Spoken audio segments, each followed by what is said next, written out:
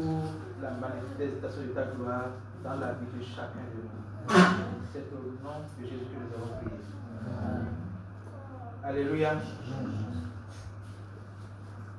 Aujourd'hui, nous allons voir le 10e chapitre du livre L'amour, l'ADN de Dieu. Et le 10e chapitre porte sur les caractéristiques de l'amour de Dieu. Il y a une phrase de l'auteur que je voudrais citer avant qu'on ne commence l'enseignement. Il dit, quand on parle des caractéristiques de l'amour de Dieu, nous avons référence à 1 Corinthiens 13, versets 4 à 7. Il dit, je méditais sur ces versets il y a quelque temps quand j'ai entendu Dieu me dire, ce que tu lis est une description de moi. J'ai réfléchi à ce qu'il a dit et je me suis rendu compte que ces versets décrivent l'amour de Dieu. J'ai entendu maintes fois ce passage des Écritures enseigné comme la manière d'un chrétien devrait vivre. Alléluia. Amen. Alors nous allons ensemble étudier les caractéristiques de l'amour de Dieu manifestées en Jésus-Christ. Et nous allons nous appuyer sur le verset. On peut avoir le verset au tableau, sur l'écran. 1 Corinthiens 13, 4 à 7. Dans ce verset, je veux la version où on parle d'amour, bien sûr. Dans ce verset, nous allons explorer les caractéristiques de l'amour de Dieu. Nous savons que Dieu est amour. Et en tant qu'amour, il a sa manière d'opérer. Il a sa manière d'agir. Vous comprenez ce que je dis? Donc, lorsque nous allons contempler l'amour de Dieu, nous pourrions nous-mêmes manifester cet amour. Je voudrais commencer par nous dire que l'évangile n'est pas un message de motivation. L'évangile est un message de transformation. C'est l'unique message qui met le motivateur par excellence en toi. De manière à ce que la motivation ne vient pas de ce que je vais dire, mais de ce que le Seigneur te dit à l'intérieur de toi. Que tu sois ici ou pas, dès que tu as la révélation de l'amour de Dieu, pour toi, quel que soit là où tu es, au moment où tu vas vouloir fléchir, il y aura une voix intérieure qui va te dire, je suis avec toi. Donc, le message de l'évangile n'est pas un message de motivation, mais un message de transformation. C'est pour ça que regardez petit. Si nous le contemplons comme dans un miroir, nous sommes transformés en la même image, de gloire en gloire. Donc ici, l'amour ici n'est pas un adjectif qualificatif de Dieu. Quand nous disons que Dieu est amour, ce n'est pas l'attribut, ce n'est pas un attribut à Dieu, c'est sa personne, c'est sa nature. Donc nous voyons ici que l'amour est patient. Nous allons d'abord considérer l'amour, comme tout le monde le comprend, avant de revenir sur la vraie définition de l'amour. L'amour est patient.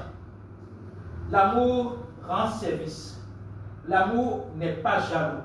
L'amour ne se vante pas. L'amour ne se gonfle pas d'orgueil. Continuez s'il vous plaît. L'amour ne fait rien de honteux. Il ne cherche pas son intérêt. Il ne se met pas en colère. Il ne se souvient pas du mal. Continuez s'il vous plaît. L'amour ne se réjouit pas de l'injustice, mais il se réjouit de la vérité. Continuez. L'amour excuse tout. L'amour croit tout. L'amour espère tout. L'amour supporte tout. Nous sommes en train de vouloir définir l'amour de Dieu comme Dieu. L'amour, revenons au verset 4. L'amour ici n'est pas c'est pas la manière dont l'homme, a priori, doit montrer qu'il est chrétien. Ce n'est pas a priori l'amour des chrétiens. Mais c'est Dieu dans lequel les chrétiens se mirent pour manifester l'amour. Est-ce que vous comprenez ce que je dis? L'amour ici n'est pas a priori l'amour que les croyants doivent montrer et manifester. Mais l'amour ici est d'abord et avant tout la personne même de Dieu.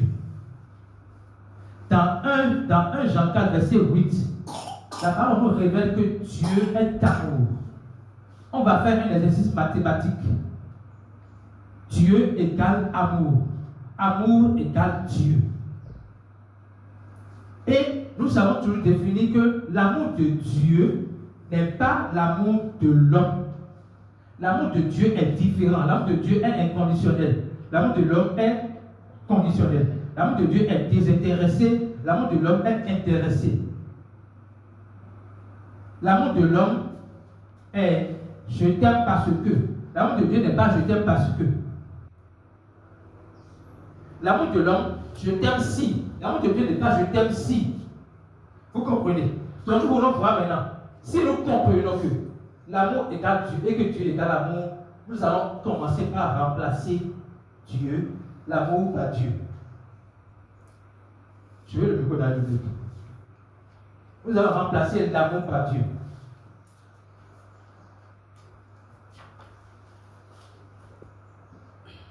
Dieu est, quelqu'un m'accompagne s'il vous plaît. Dieu est patient. Quand on dit que Dieu est patient, nous allons voir si réellement Dieu est patient. À quel moment Dieu a démontré sa patience? Quand nous avons connaissance. Le passage qui nous révèle la patience de Dieu, surtout dans 1 Pierre, vous allez voir que Pierre révèle que la patience de Dieu a duré plus de 120 ans au jour de Noé. Noé a pris 120 ans pour construire l'arche de Noé. Et l'arche de Noé représentait la personne même de Jésus-Christ. Il a pris 120 ans pour prêcher l'évangile à ses contemporains de l'époque, pour leur dire, entrez dans l'arche signifie croyez en Jésus-Christ. Entrez dans l'arche et vous serez sauvés. Pour les péchés que nous avions commis appellent un jugement. Ce jugement, c'est le déluge. Et le déluge va venir pour que vous échappiez au jugement, pour que vous ne soyez pas jugés. Entrez dans l'arche. Pendant 120 ans, Dieu a patienté. Dieu a montré sa patience au-delà d'un siècle. Pour nous montrer combien Dieu est patient. Écoutez bien. Dieu a montré sa patience au-delà d'un siècle. Pour nous montrer comment Dieu est patient. Et quand nous connaissons des gens qui ne vivent pas comme les chrétiens ou comme nous souhaitons que les gens vivent, nous sommes en colère, nous sommes impatients qu'ils reçoivent Jésus-Christ. Ok?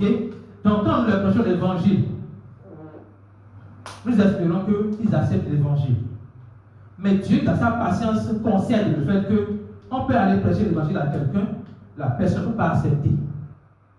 Mais Dieu ne s'arrête pas là. Dieu continue de toujours envoyer quelqu'un vers cette personne pour lui permettre un jour, avant sa mort, de croire à ce message de l'amour de Dieu pour lui et de pouvoir être sauvé. Alléluia. Et nous savons que, en étant croyants, parce que nous avons cru en Jésus-Christ, parce que nous avons accepté que Jésus-Christ est mort pour nos péchés, enseveli et ressuscité, nous sommes identiques à Dieu par Jésus-Christ. Ça veut dire que l'amour qui est l'ADN de Dieu est en nous. Romains 5, verset 5, s'il vous plaît. Romains 5, verset 5, on va revenir ici. L'amour de Dieu, cette espérance ne tombe point, ne tombe pas. En effet, Dieu a répandu son amour dans nos cœurs par le Saint-Esprit qu'il nous a donné. Dieu a répandu son amour, pas l'amour de quiconque, mais son amour dans nos cœurs, par le Saint-Esprit qu'il nous a donné. Ça veut dire que tout chrétien a l'amour de Dieu en lui. Ce qui fait qu'un chrétien, c'est parce qu'il a l'amour de Dieu en lui. Et avec l'amour de Dieu en lui, il a tout ce que nous allons voir comme caractéristique de l'amour de Dieu en lui. Alléluia. Revenons au verset 1 Corinthiens 13. Donc, quand on dit que Dieu est patient et que nous sommes conscients que l'amour de Dieu est en nous, ça veut dire que nous avons la capacité d'être patients. Donc, un chrétien ne prie pas pour être patient, parce qu'il a déjà la patience en lui. Mais un chrétien peut prier pour manifester la patience de Dieu qui est déjà en lui. Alléluia. Et si nous voulons étudier ce verset, c'est pour que nous puissions demander la grâce à Dieu de pouvoir démontrer la patience qu'il nous a déjà donnée. Parce que dans ce monde, ce qui fait que Dieu est souverain, souverain, c'est son amour démontré par sa patience. Dans sa patience, Dieu ne se met pas en colère, on va encore voir ça. Dans son amour, il ne se met pas en colère. Donc la patience de Dieu peut durer un siècle. Donc si nous sommes dans notre relation humaine, nous devons démontrer par la grâce de Dieu, conscient que nous avons la patience en nous, cette même patience. Maintenant, le contraire de la patience, c'est quoi? C'est l'impatience. Alors si dans ta vie, tu as l'impression que tu es impatient, ça ne veut pas dire que tu n'es plus chrétien. Ça ne veut pas dire que tu as perdu ton salut. Ça ne veut pas dire que l'amour de Dieu n'est plus déversé dans ton cœur. Ça veut dire que tu ne manifestes pas encore l'amour, la patience de Dieu, l'amour de Dieu. Mais pour manifester l'amour de Dieu, qu'est-ce qu'il faut faire?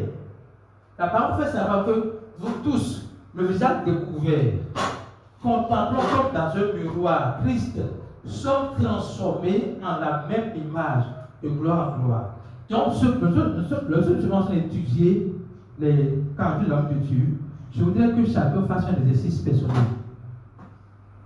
Si tu vois que tu es trop impatient, tu te donnes l'obligation d'étudier la patience de Dieu dans la Bible, de contempler la patience de Dieu dans la Bible. C'est un exercice personnel.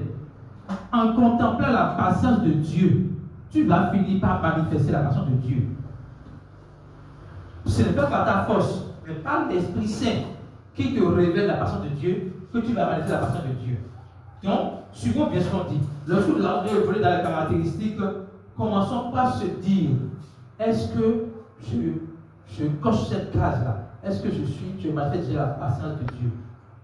Ah oui, je manifeste un peu. Donc je dois encore faire un peu plus. Non, je ne manifeste pas du tout. Je dois contempler jusqu'à ce que cela soit vrai dans mon cœur et tangible aux yeux des autres. Alléluia. Dieu rend service. Dieu rend service. De manière pratique, comment est-ce que Dieu a rendu service? Dieu a regardé l'humanité. Il a vu que nous sommes perdus à cause d'un seul péché, le péché d'Adam. Il a dit, je vais venir moi-même prendre la place d'un serviteur. Jésus a dit, celui qui veut être le plus grand, qu'il soit le serviteur de tous. Jésus n'a pas dit ça, n'a pas dit cela sans le pratiquer, sans le montrer. Ok? En disant,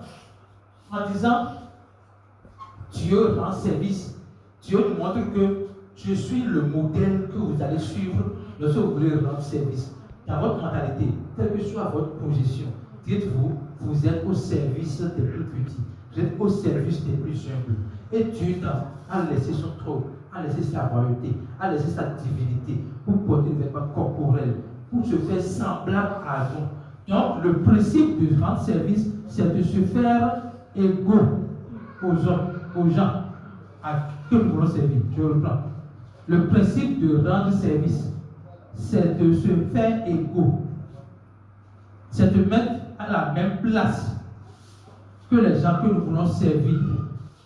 Paul dira, je suis avec les païens, je me comporte d'une manière. Avec les poids de compte d'une manière. C'est pour dire que chaque fois quand je veux rendre service, je dois m'infiltrer dans la vie des gens pour pouvoir les aider, pour pouvoir leur rendre service. Il ne s'agit pas de fumer cigarette avec celui qui fume cigarette, non. Mais c'est de savoir sa mentalité, c'est de comprendre sa mentalité pour pouvoir non pas le juger, mais le servir pour le délivrer de la cigarette. Vous comprenez? Donc Jésus a rendu service. Plus encore, c'est lui qui a lavé les pieds des disciples pour leur montrer son niveau d'humilité. Donc l'autre principe du service rendu, c'est l'humilité. Jésus pourra dire, approuvez de moi, car je suis doux et humble de cœur. Ici, chacun va voir, est-ce que j'ai l'aptitude pour rendre service? Est-ce que j'ai la facilité de rendre service? Si ce n'est pas le cas, je médite, je creuse comment Dieu a rendu service. Et en contemplant le service de Dieu, pour moi, je pourrais m'inspirer de son service pour rendre service aux autres, pour servir mes frères et mes sœurs. Alléluia. Est-ce que ça peut aller? Troisième phrase, Dieu n'est pas jaloux. Dieu n'est pas jaloux. Il y a un verset dans l'Ancien Testament qui dit que Dieu est un Dieu jaloux. N'est-ce pas? Nous savons que pour comprendre l'Ancien Testament, il faut comprendre le Nouveau Testament. Si vous ne comprenez pas le Nouveau Testament, vous ne pouvez pas comprendre l'Ancien Testament. Le verset dans l'Ancien Testament qui dit que Dieu est un Dieu jaloux n'est pas en train de mettre l'accent sur la jalousie qui amène à la vengeance, qui amène à la mesquinerie, qui amène à la surmagerie. Dieu est en train de dire, la parole est en train de dire, Dieu est un Dieu qui aime précieusement. Je donne un exemple pratique pour vous compreniez. Lorsque nous avons un message aussi précieux, quel est le commandement que Dieu nous donne? Gardez le message. Comment on peut garder ce message? On garde ce message avec précaution, avec jalousie, avec sérieux. Ce n'est pas dans le sens négatif. Quand on dit que Dieu est Dieu jaloux, ce n'est pas que Dieu envie quelqu'un, ce n'est pas que Dieu cherche à développer la surmagerie, la mesquinerie, la vengeance. Non. Dieu garde ce qu'il donne comme précieux. Il est précieux lui-même. Et ce qu'il donne est précieux. Il nous exhorte à garder ce qu'il nous donne avec précaution. Donc quand on dit ici que Dieu n'est point jaloux, c'est pour corriger cette mentalité de Dieu. Nous avons un Dieu jaloux, pour corriger cette mentalité. Dieu n'est pas un Dieu jaloux dans le sens que Dieu ne peut pas développer la mesquinerie, la surmagerie, quoi que ce soit. Qu'est-ce qui nous rend jaloux? Je vais donner des exemples pratiques, naturels. Quelqu'un est jaloux ici de Elon Musk. Est-ce que quelqu'un est jaloux ici de Elon Musk? Personne. Maintenant, le jour Patricia va sortir le son des bêtes du jeu. Nous sommes dans la même famille. Elle sort son épée du jeu. Et elle devient milliardaire. Donc, dites-nous la vérité. Est-ce qu'on ne serait pas jaloux d'elle? On ne serait pas jaloux d'elle? Disons la vérité, s'il vous plaît. On va l'envier. On sera jaloux de ce que quelqu'un parmi nous. C'est que la jalousie est d'abord. La jalousie naît de la comparaison. C'est là que j'en viens en fait. La jalousie naît de la comparaison. Personne ne se compare à Elon Musk. Mais quelqu'un peut se comparer à Episcopat ou à quelqu'un d'autre. Parce que jusqu'à hier, Episcopat, on peut manger dans la même assiette. On peut porter les mêmes vêtements. On peut vivre dans le même cadre. Et que demain, elle change de niveau de vie. Parce qu'il y a comparaison. La jalousie naît. Mais pourquoi Dieu n'est pas jaloux? Personne ne peut se comparer à Dieu. Personne ne peut se comparer à Dieu. Donc Dieu ne peut pas se comparer à quelqu'un. Il y a des personnes qui disent, je ne dirais à ça, Tokewa. Je ne dirais savoir. Vous comprenez? Donc, Dieu n'est pas, personne ne peut se comparer à Dieu. Dieu est Dieu. Personne ne peut. Donc, on ne peut être jaloux. Quand les gens disent Dieu peut être jaloux du diable, comment il peut être jaloux de quelqu'un qui ne le gagne pas? Comment Dieu peut être jaloux de quelqu'un qui l'a vaincu? Dieu, vous comprenez? Comment Dieu peut être jaloux de quelqu'un qui est sans puissance? Non. Dieu n'est pas jaloux. Et lorsque nous développons la jalousie, et je mets l'accent sur qui parle de la comparaison, la jalousie qui parle de la comparaison, et de cette jalousie va naître les ressentiments, la mesquinerie, la survoiserie, ainsi de suite. Lorsque nous commençons par voir cette jalousie d'être en nous, s'il vous plaît, commençons par se dire, nous devons ressembler à Christ. Pourquoi? Parce que nous avons l'amour de Dieu en nous. Là, nous avons la personne à qui personne ne peut se comparer en nous. Donc, nous devons guérir. Écoutez, nous devons guérir du complexe de supériorité et d'infériorité. Personne n'est supérieur à toi. Personne n'est inférieur à toi. Personne même n'est égal à toi. Tu es unique.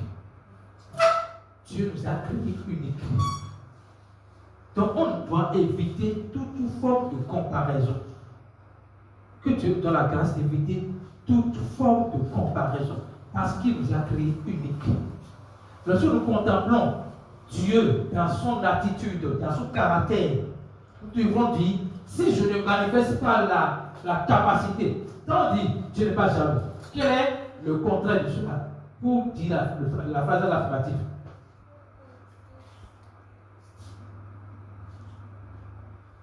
Dieu se suffit à lui-même. Vous comprenez? Dieu se suffit à lui-même.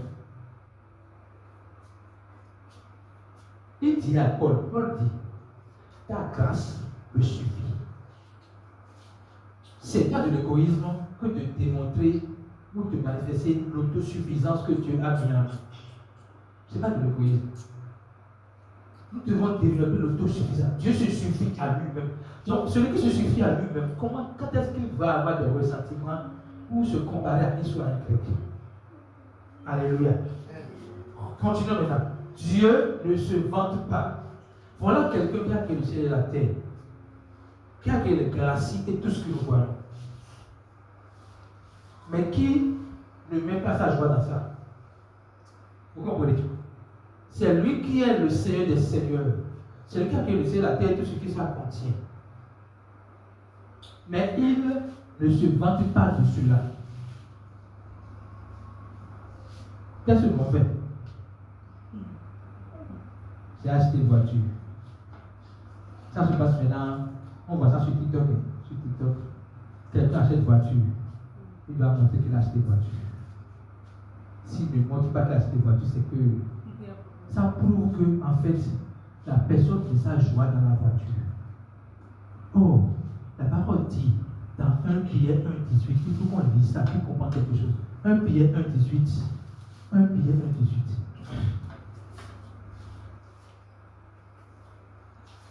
1,18. La sœur va est là. La façon de vivre que nous avons reçue, que vous avez reçue de vos ancêtres, ne menait à rien. Mais vous le savez, Dieu a payé un grand prix. Pour vous libérer de cette façon de vivre. Quand on parle de façon de vivre, on parle de mentalité. Ok? En effet, il n'a pas fait avec des choses qui peuvent s'abîmer, s'abîmer, comme l'or et l'argent. L'or et l'argent. Dieu montre que même l'or et l'argent peuvent s'abîmer. Autrement, tout ce que l'or et l'argent peuvent acheter peuvent s'abîmer. Maintenant, voilà quelque chose. Est-ce que notre orgueil doit être dans l'or et l'argent ou dans le grand prix? Dans le grand prix. Notre orgueil, notre fierté doit être enracinée, non pas dans l'or et l'argent, et de ce que l'or et l'argent procurent, mais dans le grand prix. Pourquoi c'est dans le grand prix? Verset 19. Mais il nous a libérés avec le sang précieux de Christ, qui est comme un agneau sans défaut et sans tache. Donc si l'or et l'argent peuvent s'abîmer, est-ce que l'or et l'argent peuvent s'abîmer?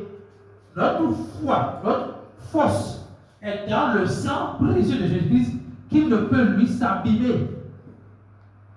Donc si on doit se vanter de quelque chose, même, on doit se vanter de l'amour que Dieu a démontré pour nous par le sang que Christ a versé pour l'humanité.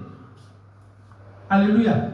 Vous comprenez ça? Donc quand Dieu ne se vante pas, Dieu ne se vante pas de ce qui est périssable, mais s'il doit se vanter, c'est de ce qui n'est pas périssable, c'est de lui-même. Alléluia. Revenons au verset de Corinthiens. Donc, Dieu ne se gonfle pas d'orgueil. Dieu ne se gonfle pas d'orgueil. Il y a une chose que le Seigneur a combattue à l'égard des pharisiens qui devinent. Et il fait une comparaison avec quelque chose qui est utilisé par ceux qui préparent le pâté. La levure. Hein? La levure. Le levain. Le levain. Ok? Qu'est-ce que le levain fait? Ça fait gonfler. Donc, ce que le Seigneur a combattu chez les pharisiens, c'est le levain qui leur donne de l'orgueil. Et ici, Dieu ne se gonfle pas d'orgueil. L'autre chose que nous allons voir, que nous voyons tous, c'est quand tu mets l'eau sur le carré, qu'est-ce que le carré fait? Ça se gonfle. Ça veut dire que Dieu n'a pas créé le carré gonflé. C'est quelque chose qui fait gonfler le carré. Dieu n'a pas créé la pâte gonflée. C'est le levain qui fait gonfler la pâte. Vous comprenez? Donc, ce qui fait que Dieu ne se gonfle pas d'orgueil, c'est parce qu'il n'y a rien qui sort de l'extérieur qui peut le faire. Il n'y a rien de l'extérieur. Écoutez bien. Il n'y a rien de l'extérieur qui s'ajoute à lui pour que lui se gonfle. Vous comprenez? De la même manière, ce qui fait que nous pouvons être gonflés d'orgueil, c'est quelque chose de l'extérieur. Ce n'est pas de l'intérieur, jamais. Si nous ne permettons pas quelque chose de l'extérieur de vous faire gonfler d'orgueil, nous serons humbles. Le contraire de l'orgueil, c'est quoi? C'est humble. Si nous capitalisons la capacité que Dieu nous a donnée d'être humble, il a dit, apprenez de moi, car je suis tout et humble de cœur. Si nous prenons conscience que ce n'est pas que nous allons prier pour être humble, nous allons contempler Christ humble pour être humble. Vous comprenez ce que il dit? Nous allons contempler Christ qui est humble pour être humble. Et comment Christ est humilié? Philippiens 2, verset 8 à 9. Nous allons voir clairement comment Christ est humilié. Parce que Jésus n'a rien fait. Il n'a rien n'est dit ici que Jésus n'a pas appliqué. Vous comprenez? Philippiens 2, verset 8. Voyons bien comment Jésus s'est humilié. Il s'est fait plus petit. Il s'est fait plus petit encore. Il a obéi jusqu'à la mort. Et il est mort sur la croix. S'il te plaît, repars au verset 7. Et on va revenir en bas. Mais tout ce qu'il avait, il l'a laissé. Il s'est fait serviteur. Il est devenu comme les hommes. Et voyant que c'était bien un homme, et tous voyaient que c'était bien un homme. Ok? Je vais dire ça maintenant. Je veux que tu me donnes une autre version, s'il te plaît. Une autre version. Une autre version. Il s'est humilié lui-même. Écoutez bien, ce n'est pas qu'on l'a humilié. Ce n'est pas qu'on a humilié Jésus. Ce qui s'est passé, le fait qu'on l'a flagellé, on voit ça comme de l'humiliation. Mais c'est lui-même qui s'est humilié. Écoutez bien, écoutez bien ce que je veux dire. Pour ne pas être affecté par l'humiliation des hommes, ou de vous humilier vous-même d'abord. Je reprends. Pour ne pas être affecté par l'humiliation des hommes que vous allez vivre certainement, vous devez vous humilier vous-même. Vous humilier veut dire quoi? Vous dépouiller de tout ce qui peut vous faire sentir je me sens. Vous devez vous dépouiller de ça. Pour pouvoir ne pas être affecté par l'humiliation qui viendra des hommes. Quand on parle d'humiliation, écoutez bien, ce n'est pas seulement ceux qui sont pauvres qui sont humiliés. Il y a plus riche que les riches. Vous comprenez? Tu es riche, non? Il y a plus riche que toi. Ok? Donc, pour toi, personne ne peut t'humilier. Le plus riche que toi, là, peut t'écraser. Il peut t'humilier. Vous comprenez ce que je dis? Donc, pour que tu ne sois pas affecté par l'humiliation que les hommes vont te faire subir demain, il faut que tu t'humilies en te dépouillant de toute passion et désir de la chair. Que Dieu me donne la grâce. Donc il dit, il s'est humilié lui-même, se rendant obéissant jusqu'à la mort, même à la mort sur la croix. Alléluia. Donc, Dieu ne se vante pas d'orgueil parce qu'il est humble. Il s'est humilié lui-même. Il a laissé sa divinité pour épouser l'humanité, afin de donner à l'humanité sa divinité. C'est ce que Christ a fait. Revenons au verset de Corinthiens, dans la version où il est dit amour. Verset de Corinthiens. Alléluia. Dieu, non, continue le verset 5, chapitre verset 5 maintenant. Donc, l'amour ne fait rien de honteux. Dieu ne fait rien de honteux. Dieu ne fait rien de honteux. Dieu ne fait rien de honteux. Ça que tout ce que Dieu fait épouse la gloire. Je reprends. Dieu ne fait rien de honteux veut dire l'empreinte de Dieu égale gloire. L'empreinte de Dieu égale gloire. Ici, nous allons apprendre de Dieu comment nous allons pouvoir agir, manifester la gloire de Dieu au travers nos pensées, nos paroles et nos actions. Dieu ne fait rien de honteux. Quand on fait quelque chose de honteux là, est-ce qu'on le fait devant le monde entier? Est-ce qu'on le fait devant le public? Répondez-moi s'il vous plaît. Quand on fait quelque chose de honteux, on le fait en cachette. Ok? Dieu voudrait que nous puissions vivre comme des hommes vrais, transparents. On n'a rien, on n'a pas honte de se montrer tel que nous sommes. Écoutez bien, c'est important que vous compreniez ça. On n'a pas honte de paraître. On doit éviter de paraître.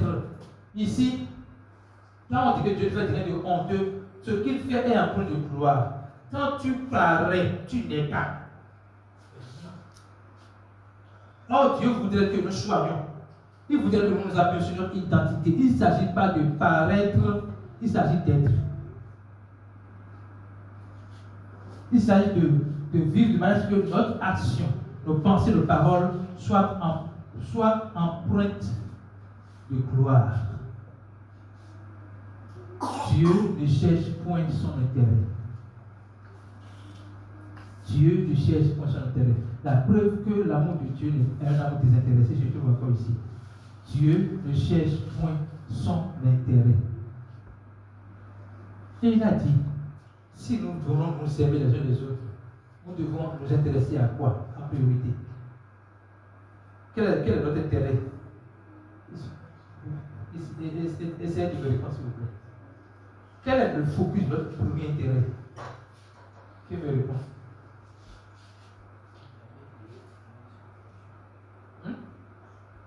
chercher l'intérêt des autres. Le focus de notre intérêt, c'est l'intérêt des autres. Jésus n'est pas mort à la croix pour son propre intérêt. Il est mort à la croix pour que nous ayons la vie.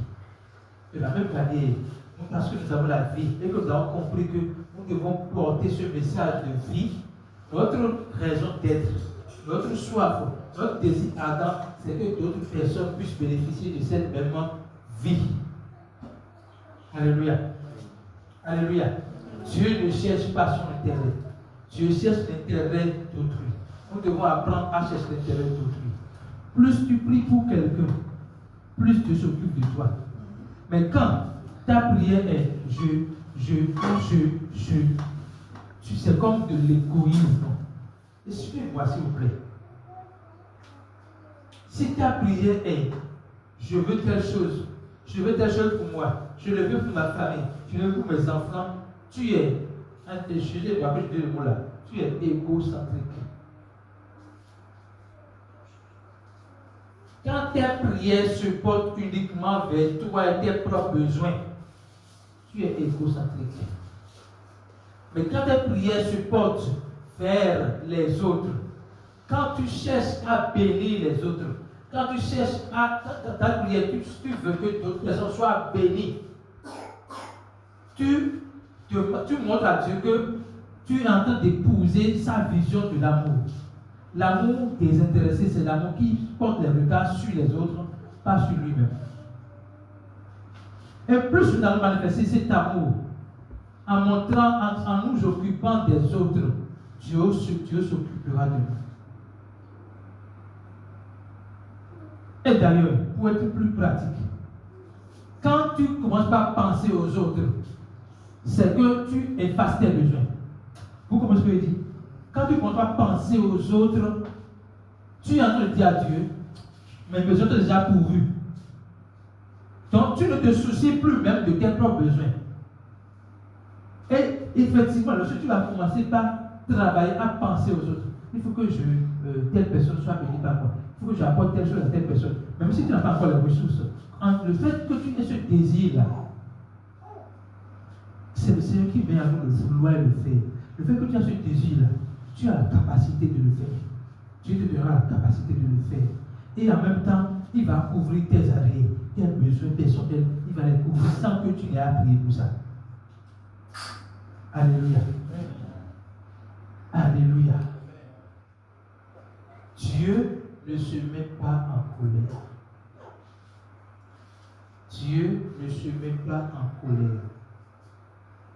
Dans la Bible, nous lisons la colère de Dieu. Nous lisons beaucoup de choses qui font croire que Dieu est un Dieu de colère. Mais la parole de Dieu nous dit ici, Dieu ne se met pas en colère. Pourquoi Dieu ne se met pas en colère? Parce que dans son esprit, il n'y a pas la colère. Pourquoi Dieu ne se met pas en colère? Parce que dans son esprit, il n'y a pas la colère. Dieu est esprit.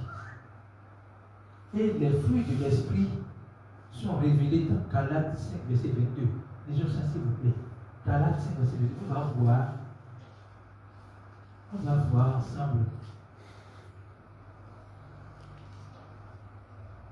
On va voir ensemble si dans l'esprit de Dieu, la colère a une place. Au contraire, voici ce que l'Esprit Saint produit. Voici ce que l'Esprit Saint produit. Ça produit quoi? L'amour, la joie, la paix, la patience, la bonté, le service, la confiance dans les autres. Continuons. La douceur, la maîtrise de soi. La loi n'est sûrement pas contre ces choses-là. Est-ce que vous avez vu colère dans ce que l'Esprit Saint produit? Donc, quand la parole que Dieu ne se met point en colère, c'est la preuve que Dieu ne se met pas en colère, c'est que ce n'est pas dans ses gènes, ce n'est pas dans son esprit. Et c'est pour cela que dans 2 Corinthiens 5, verset 19, lisons ça. Lisons par le verset 17. 2 Corinthiens 5, verset 17. On va revenir à l'autre Corinthiens. 2 Corinthiens 5, verset 17. Ainsi, si quelqu'un est en Christ, si quelqu'un est uni au Christ, il est créé à nouveau. Ce qui est ancien est fini, ce qui est nouveau est là. Verset suivant. Tout cela vient de Dieu, qui nous a réconciliés avec lui par le Christ et nous a demandé d'annoncer cette réconciliation. Verset suivant. Oui, c'est Dieu qui a réconcilié le monde avec lui par le Christ. Il ne tient plus compte des fautes des autres, des êtres humains. Il nous charge d'annoncer cette parole de réconciliation. Si Dieu est en colère, ce qui peut faire que Dieu sera en colère, tu seras contre le péché. Mais écoutez bien, Dieu a traité le péché et a préservé l'homme. Dans son amour, Dieu n'a pas détruit le péché et l'homme. Il a ôté le péché. J'en fais savoir. Voici l'âme de Dieu qui ôte le péché du monde. Il a ôté le péché. Ok? Et il a permis à l'homme de vivre sans péché. Donc si tu crois que tes péchés sont ôtés, tu es saint, tu es juste. Et Jésus dit, c'est lui, c'est Dieu qui décide de nous réconcilier. En faisant quoi? En ne tenant plus compte de nos péchés. Ça veut dire qu'il n'y a pas au paradis, il n'y a pas au ciel un compteur qui va vous montrer vos péchés. Pourquoi? Parce qu'en ôtant le péché du monde, tu as effacé tous vos péchés passés, présents et futurs. Écoutez bien, en ôtant le péché du monde, tu as effacé tous vos péchés passés, présents et futurs. Comment est-ce qu'on peut dénoncer cela? Quand Jésus voyait la coupe, il ne voyait pas la coupe. Quand il avait dit à Dieu, si ce matin il voyait cette coupe de bois, ce n'était pas une coupe qui ne comportait que les péchés des gens qui ont vécu avant lui jusqu'à cet instant. Non, c'est les péchés des gens qui ont vécu avant sa manifestation. Je veux dire, avant la manifestation de Jésus, parce que Jésus était Dieu, et il était au commencement. Okay? Donc je mets l'accent sur les personnes qui ont vécu avant la manifestation tangible de Jésus sur la terre. Okay? Les péchés dont il est question dans la coupe, ce n'est pas les péchés de ces personnes-là, non. C'est les péchés des gens qui ont vécu avant la manifestation de Jésus sur la terre, des gens qui ont vécu pendant que Jésus était sur la terre, pendant son ministère, des gens qui ont vécu après la résurrection du ministère de Jésus-Christ comme nous. Donc Dieu a ôté le péché du monde entier, y compris les péchés des personnes à venir. Ce qui fait qu'aujourd'hui nous pouvons croire en Jésus-Christ et avoir le péché pardonné, c'est parce que cela a été fait pour le monde entier et pour toujours. Cela dit, nos péchés passés, présents et futurs sont pardonnés. C'est ça qui fait de nous enfants de Dieu pour toujours. C'est ça qui fait de nous les enfants de Dieu qui portent en eux l'ADN de Dieu, qui ne peut jamais s'enlever de nous. Ce qui fait que mon enfant est mon enfant, ce n'est pas parce qu'il se comporte bien. Ce n'est pas parce qu'il ne fait pas des erreurs. C'est parce que mon sang coule dans ses veines. Et le sang de Dieu qui coule dans nos veines, c'est l'amour qu'il nous a démontré. Quand nous prenons cet amour, nous sommes ses enfants pour toujours. Nous sommes pardonnés éternellement. Alléluia. Dieu ne serait pas en colère. Dieu ne déverse pas sa colère sur nous. Non. Jésus a déjà payé le prix pour que jamais, au grand jamais, nous n'ayons à subir une colère. Et quand on parle de colère dans la Bible, en fait, ce n'est même pas la colère de Dieu, c'est le jugement. Quand on parle de colère dans la Bible, c'est le jugement. Le péché appelle le jugement. L'action du péché appelle la justification. Jésus-Christ, lisons verset 21. Verset 21 de Jésus. Verset 21. Écoutez bien. Christ était sans péché. Mais Dieu l'a chargé de notre péché. Alors maintenant, par le Christ, Dieu nous a rendus justes. Lui qui n'a point connu le péché, Dieu l'a fait pécher pour nous, afin que nous devenions en lui la justice de Dieu. Donc, ce qui fait que nous sommes devenus justes, ce n'est pas parce que nous avons fait quelque chose, c'est parce que nous avons cru en la justice de Dieu. Alléluia. Amen. Continuez le verset au niveau de 1 Corinthiens 13. Alléluia. Dieu nous donne la base de contempler. Le côté à contempler, verset. On est déjà au verset 5 ou 7 ou 6. Verset 5, je vais voir. Dieu ne se souvient pas du mal. Ceci-là, c'est un peu difficile pour les êtres humains que nous sommes. Dieu ne se souvient pas du mal. Quelle est la preuve que Dieu ne se souvient pas du mal? La preuve tangible que Dieu ne se souvient du mal se trouve dans Romains 5, verset 8. On va lire ça ensemble. Romains 5, verset 8. Dieu ne se souvient pas du mal. Pourquoi? Parce que c'est même dans notre péché qu'il nous a sauvés. Mais voici comment Dieu a prouvé son amour pour nous. Le Christ est mort pour nous et pourtant nous étions encore pécheurs. Si Dieu se souvient du mal, il va commencer à faire une liste des péchés des pécheurs. Elle leur dit, tu as fait ci, tu as fait ça. Non, il n'a pas vu le mal. Pourquoi? Dieu n'est pas préoccupé par tes erreurs.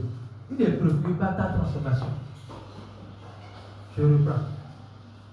Dieu n'est pas préoccupé par tes fautes, tes erreurs. Il est préoccupé par ta transformation. Et il est prêt à tout donner pour que tu aies accès à cette transformation. Alléluia. Donc c'est parce que Dieu ne se souvient pas du mal qu'il a pu payer le prix de nos péchés. Étant conscient que nous sommes pécheurs, condamnés, il a dit, je vais payer le prix pour que vous ne soyez pas condamnés. 1 Corinthiens 13, verset 6. 1 Corinthiens 13, verset 6. Alléluia. Il ne se réjouit pas de l'injustice. Il ne se réjouit pas de l'injustice. C'est que ça va. Ici, Dieu nous montre quelque chose de très important. La parole dit, dans Romains 5, verset 12, par un seul homme, le péché est entré dans le monde. Et par le péché, la mort. Et la mort s'est étendue sur tous les hommes. Et il dit, ainsi, tous ont péché. Vous voyez, quand on observe ce verset, on voit une injustice. Ce n'est pas moi qui ai péché avec Adam. Mais parce que Adam a péché, je suis devenu pécheur. Je suis rendu pécheur. Et Dieu voit cela comme une injustice. S'il te plaît, et projette-nous Romains 5, verset 12 là. Dieu voit cela comme une injustice. Et il décide de réparer l'injustice. Le péché est entré dans le monde à cause d'un seul homme, Adam. Et le péché a amené la mort. Alors la mort a touché tous les êtres humains parce que tous ont péché. Je n'ai rien fait et on dit que j'ai péché. Cela implique quelque chose d'important que nous devons comprendre. Cela implique que ce qui fait de toi pécheur n'est pas tes actions, mais la nature que nous avions héritée d'Adam. Mais Dieu, alléluia, nous a dépouillé de cette nature-là par ce sacrifice. Alléluia. Mais comment il a fait? Romains, verset 17 toujours, verset 17 de Romains 5. Verset 17 ou 18. Verset 17, on va voir d'abord. Verset 17. Verset 17.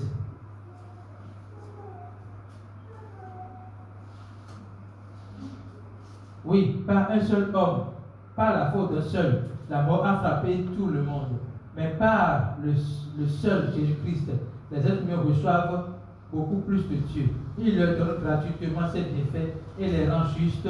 Par Christ, ils vivront et ils seront rois avec lui. Trouve-moi le verset Louis, s'il te plaît. Tout le même verset. Je vais mettre ça sur un point. Si par l'offense d'un seul homme, la mort a régné par lui seul, à plus forte raison, ceux qui reçoivent l'abondance de la justice, de la grâce, et du don de la justice, régneront dans la vie par Jésus-Christ lui seul. Ok? Don de la justice. Ok? Don de la justice. Maintenant, verset 18. C'est 18. Ainsi donc, comme par une seule offense, la condamnation a atteint tous les hommes. De même, par un seul acte de justice, la justification qui donne la vie s'étend à tous les hommes. Donc, le verset 17 parle du don de la justice, et le verset 18 parle de l'acte de justice qui donne la justification. Alors, pour vous, quel est l'acte de justice qui nous donne la justification? Répondez s'il vous plaît. Quel est l'acte de justice? Allez-y. Vous n'avez pas d'idée? Hein? La crucifixion. Donc, l'acte de justice, c'est pas un discours, quoi. C'est pas un discours, c'est un acte. La crucifixion de Jésus-Christ, le fait que Jésus-Christ a été crucifié à la croix, il est mort enseveli, c'est ça qui est l'acte de justice. Parce que Dieu voit le fait que nous sommes pécheurs sans avoir commis un péché comme une justice. Et il donne sa justice au travers du sacrifice de Jésus-Christ. Si tu crois, tu es juste. Tu es dépouillé de la nature pécheresse d'Adam. Alléluia. Revenons au verset de Corinthiens. Revenons au verset de Corinthiens. Verset 6. On a été au verset 6. Il ne se réjouit pas de l'injustice, mais il se réjouit de la vérité. Dieu se réjouit de la vérité. Ok? Parce qu'il est lui-même vérité. Et nous devons continuer à nous inspirer de cette caractéristique-là pour dire nous devons vivre dans la vérité. La parole dit que Jésus-Christ était vrai. Exemple, quand ils sont venus à Jésus-Christ, ils ont dit je sais que tu es un homme vrai. Être un homme vrai, c'est-à-dire Jésus est vérité, mais il est quand même un homme vrai. Sa parole est authentique. Il ne dit pas une parole sur laquelle il revient. Quand il dit une parole, cette parole est chargée de vérité. Ça dit sa personne. Alléluia. Continue le verset 7. Voilà. Dieu excuse tout. Dieu excuse tout. Sur la croix.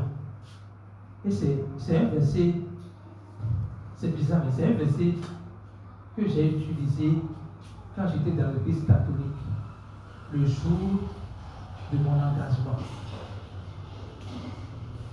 On fait un engagement dans l'église catholique. Je ne sais pas comment on appelle ça clairement. Hein? C'est toujours engagement. Engagement. Et c'est ce verset, je le commence le verset, mais j'ai dit, Père, pardonne-le, car il ne savent pas ce qu'ils font. Et lorsque j'ai commencé par étudier la parole de Dieu, beaucoup plus ici, j'ai vu quelque chose. Revenons au verset là. Là où Jésus a dit, Père, pardonne-le, car il ne savent pas ce qu'ils font. Si on peut voir ce verset, on tape sur les mots. J'ai dit, comment? Au début, j'ai dit, est-ce que ce n'est pas un mensonge?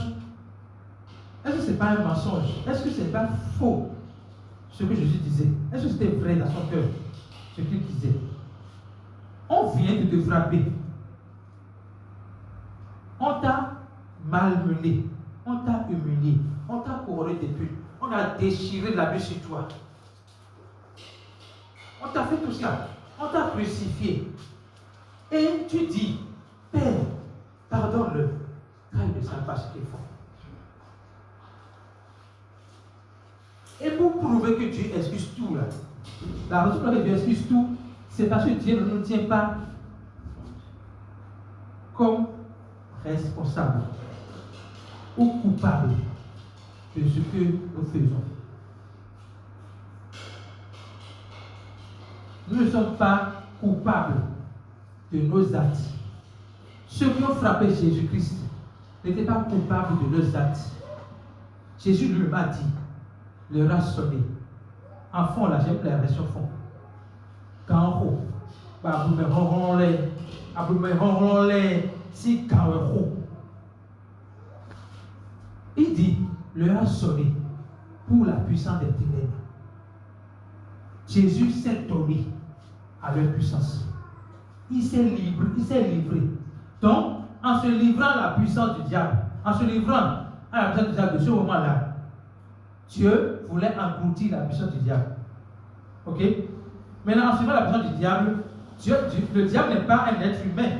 Le diable doit utiliser des êtres humains pour faire ce que les êtres humains vont faire, c'est-à-dire j'ai tué Jésus-Christ. Parce que la mission du diable était de tuer Jésus-Christ parce qu'il croyait que en tuant Jésus-Christ, ce serait la fin. Sauf que Jésus lui-même dit, personne ne m'a tué.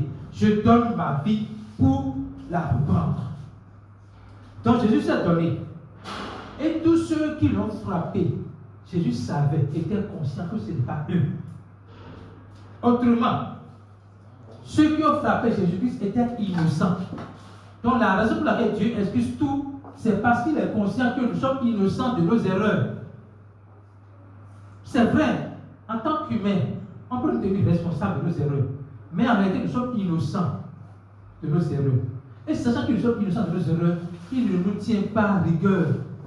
Il excuse tout. Il pardonne tout. Si Dieu va tenir compte de nos fautes, il ne peut pas avoir une relation de paix avec nous. Alléluia. Est-ce que vous avez été capable une fois de dire à vos enfants que vous n'allez pas manger parce qu'ils vous ont désobéi? Non. Si ton enfant te demande de respect ou bien te fait parce que tu veux, est-ce que pour ça, tu dis tu ne veux pas manger? Non. Donc Dieu n'est pas capable de tenir compte de nos péchés pour avoir une relation avec nous. Alléluia. Dieu croit tout. Dieu espère tout, Dieu supporte tout. On va voir. Quand on dit que Dieu croit tout, vous pouvez trouver un être humain sur la terre et dire qu'il est le prototype du diable. Si c'est un être humain, Dieu croit qu'il y a un meilleur en lui. Parce que Dieu n'a pas créé quelqu'un mauvais. Il a créé les hommes bons. Quand il a créé les hommes, il a dit que c'est bon. Donc en réalité, il n'y a pas un homme mauvais. L'homme pour Dieu est bon. Maintenant, s'il a un caractère mauvais, cela ne veut pas dire qu'il est mauvais. Dieu croit toujours qu'il y a le bon en nous. Quand on dit que Dieu croit tout, c'est qu'il croit qu'il a le bon en nous. Ça ne veut pas dire que Dieu croit en tes mensonges. Vous comprenez ce que je dis? Ça ne veut pas dire que Dieu croit en nos mensonges. Non, Dieu croit tout. Veut dire que Dieu croit dans le meilleur qui est en nous. Le meilleur qu'il a placé en nous. Dieu espère tout. Dieu espère qu'un jour, nous puissions reconnaître son amour. Nous puissions apprécier son amour. Nous puissions manifester son amour. C'est ce qu'il a, c'est notre expression d'espérance. Dieu espère tout, nous appelle également à avoir de l'espoir. C'est dans Romains 5, 18. Dites-moi ça, Romains 5, 18. Je veux voir. Non, c'est pas ça. C'est pas ça, Romains 5, 18. Il est dit, Abraham, espérance, contre toute espérance, Abraham crut. Quel est l'appel que Dieu nous donne? Quand on dit que Dieu espère tout, ça veut dire qu'il n'y a rien qui fait douter d'une porte de sortie à Dieu. Lorsque le peuple d'Israël devait partir de l'Égypte, devant la mer, les Israélites avaient peur. Même Moïse avait peur. Mais il mettait la pression à Moïse. Moïse a demandé à Dieu, que dois-je faire? Il dit, traverse le bâton et ça va s'ouvrir. La baisse est ouverte. Ça veut dire quoi? C'est une prophétie que je vais vous donner. Quelles que soient les difficultés que vous traversez, croyez que la porte devant vous n'est pas fermée. Dieu est capable de pouvoir franchir, donner une mission, donner une porte ouverte à cette situation. Et vous allez trouver une possibilité de sortir de cette situation.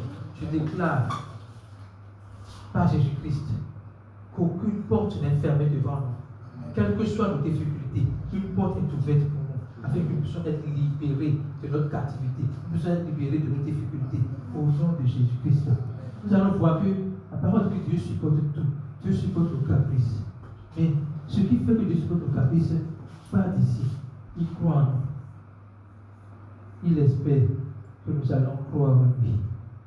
Et pour ça, Dieu supporte tout. Dieu croit en nous. Dieu nous invite à croire dans la vie du Christ dans nos frères et sœurs. Dieu nous invite à croire que ceux qui n'ont pas encore Christ peuvent avoir encore Christ. Dieu nous invite à croire, à garder cet espoir-là, que pendant que nous prêchons l'évangile, les gens vont croire, les gens vont accepter Christ et vont être véritablement posés par sa personne. Alléluia. Amen. Quelle est la conclusion de ce message? L'amour de Dieu est pour nous. L'amour de Dieu est pour nous. Dieu nous aime par son amour. Et son amour est en nous. Tant qu'on peut la caractéristique de l'amour de Dieu, quand nous voyons la manière dont Dieu pense, Dieu voit, Dieu agit, nous allons manifester cet amour. Et pour cela, nous devons contempler l'amour de Dieu à temps et à long temps pour pouvoir le manifester. Que le Seigneur nous donne la grâce et la force. Levons-nous sur nos pieds.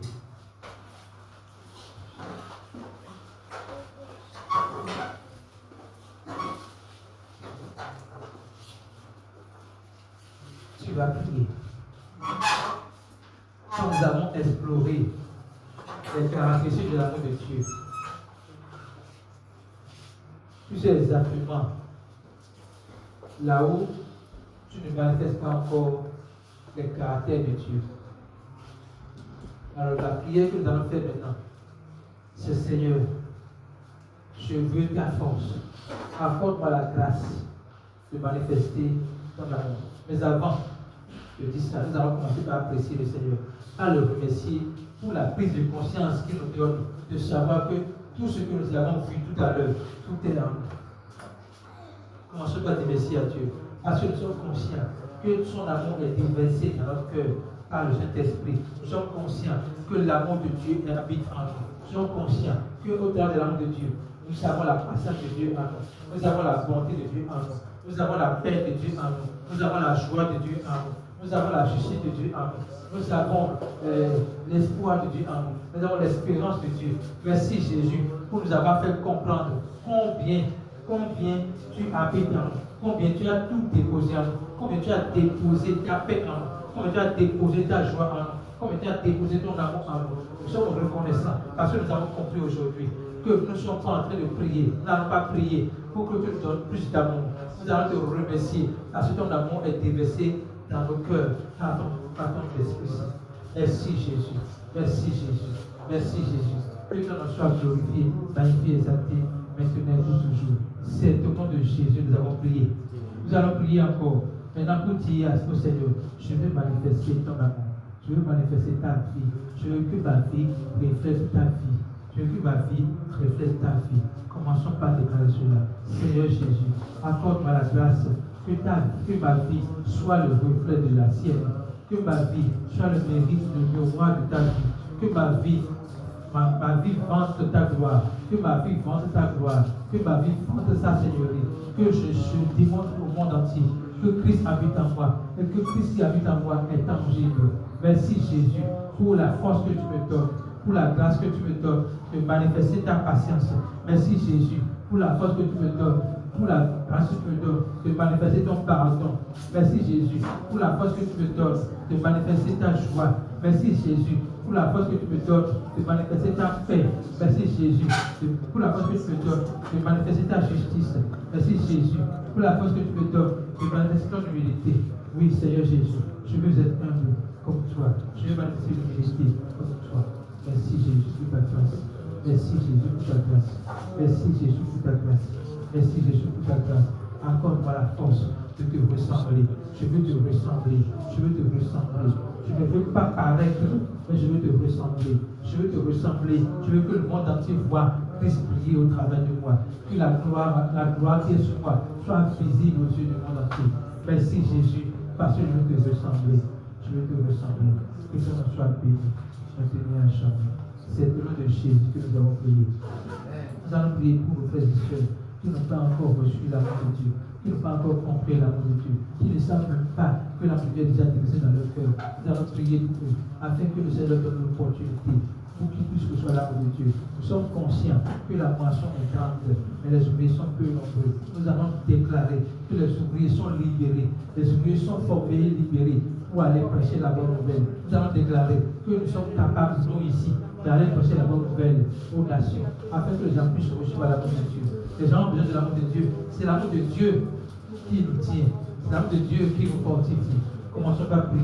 Déclarons cela. Père très saint, Je pense actuellement, je pense maintenant à tous ceux qui n'ont pas encore reçu ton amour, qu'ils soient au Bénin, à Calabi ou dans le monde entier. Nous déclarons dans le nom de Jésus que tu envoies les ouvriers sur le chemin pour leur annoncer la bonne nouvelle. Nous déclarons dans le nom de Jésus que tu nous envoies également vers une personne pour annoncer la bonne nouvelle aux nations, pour annoncer la bonne nouvelle à nos frères et sœurs, afin que tout le monde puisse recevoir l'amour de Dieu manifesté en Jésus-Christ.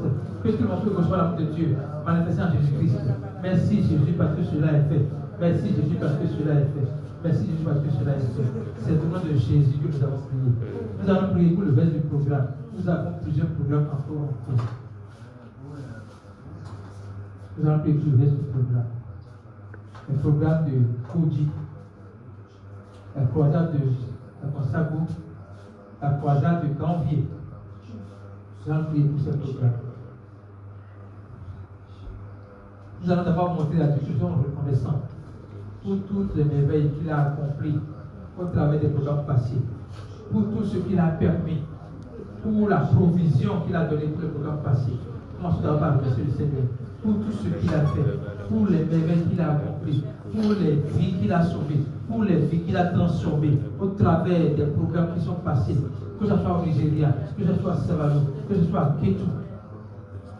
Commençons par dire merci à Dieu pour toutes les merveilles qu'il a accomplies. Beaucoup ont reçu le salut, beaucoup ont été établis dans l'assurance de le salut, beaucoup sont délivrés de la religion, beaucoup et aujourd'hui deviennent même des ambassadeurs de ce message.